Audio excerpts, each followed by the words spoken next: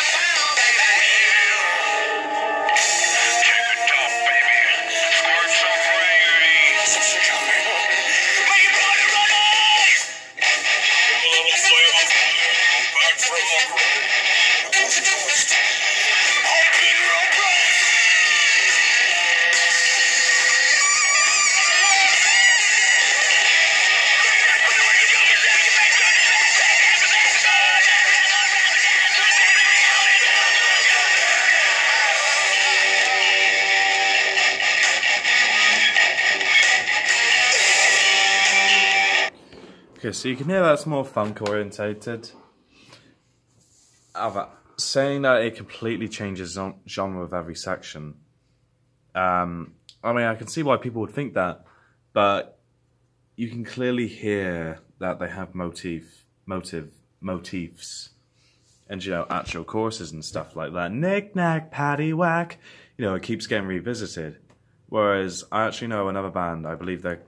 Let's put them up. I think they're called Endless Disparity.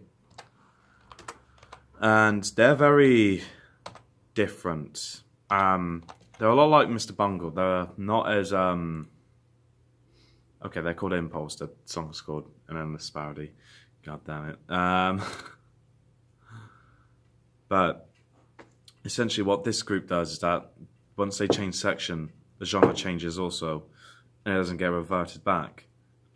I mean, sure, Mr. Bungle is easier to detect whether they're using motifs because they've actually got a vocalist, but you can also hear how they keep revisiting with the sections, because there's a song they do called Quote Unquoted where it clearly has a chorus. It is, whereas this song here, Impulse, An Endless Disparity,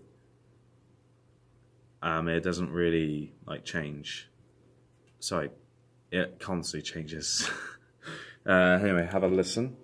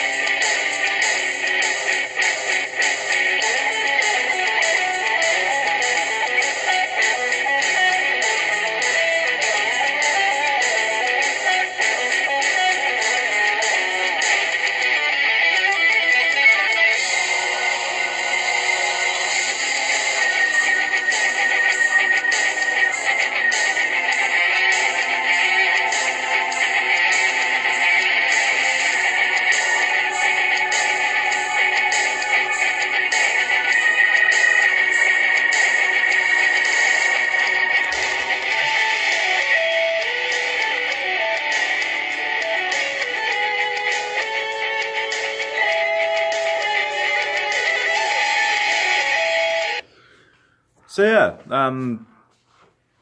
that's an disparity. And, you know, you can hear how radically different they are. And they clearly, both groups clearly have trigger points for causing these dramatic genre changes. Like, you know, obviously with My Ass on Fire, there was that abrupt screaming effect, screamo, sorry, which caused the augmented, like, melody to come into play. And, yeah, you can... I mean, this has been used minorly as well, of course, such as there was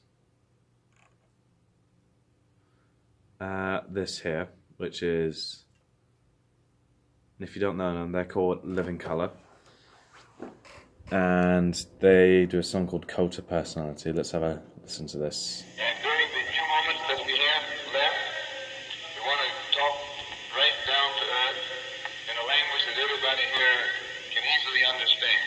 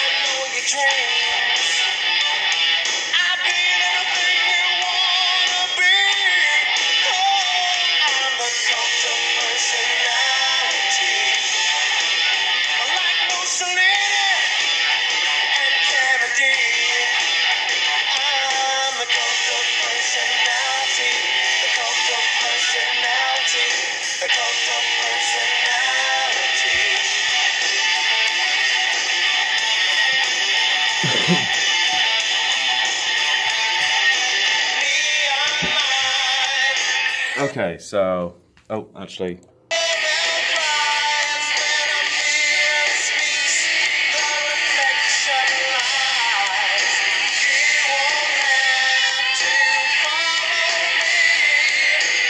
okay, so this isn't necessarily a genre change, so to speak, but it kind of relates to what I'm saying. You can clearly hear the obvious motif at the beginning that, you know, very clear to hear guitar riff with the distortion. Now, when that had that bridge where it went faster for a little bit, and then suddenly the song was slower and more melodic. And, you know, you could take that to the extreme. You could add, if you're doing a song like this, you could add offbeats to it. You could, you know, add triplets to it, make it deadpan, give different sound effects, and, you know, you can completely change the genre.